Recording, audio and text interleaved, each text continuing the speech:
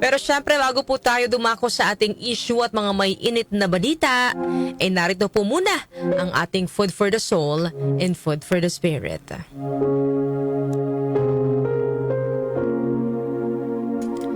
Noong unang panahon, sa isang malayong disyerto, may isang rosas na labis na ipinagmamalaki ang kanyang kagandahan. Ang tanging reklamo niya ay ang pagtubo niya sa tabi ng isang pangit na cactus.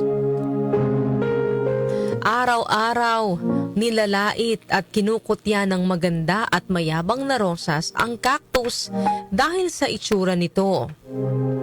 Habang nananatili namang tahimik ang cactus.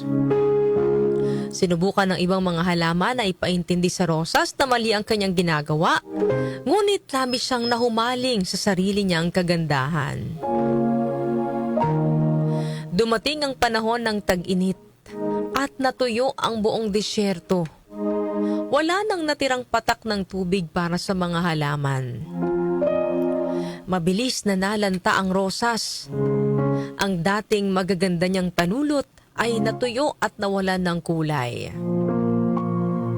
Napatingin siya sa cactus at nakita niya ang isang ibon na sumisip-sip ng tubig mula rito.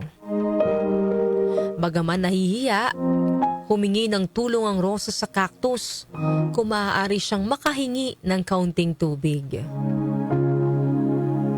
Ngumiti ang mabait na cactus at agad siyang tinulungan.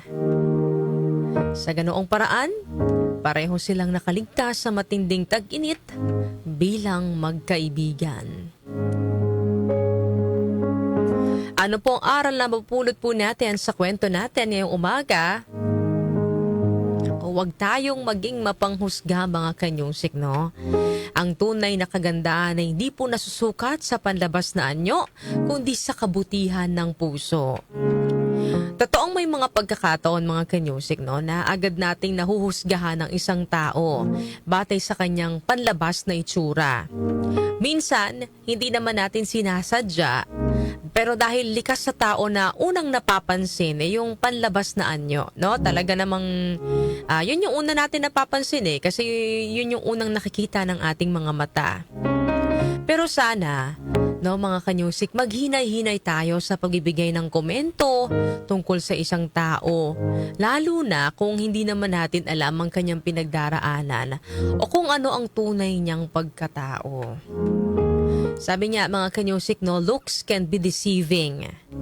May mga tao na mukhang maamo ang muka, mukhang mabait, pero sila pala ang may tinatagong hindi magandang ugali o hindi magandang intensyon.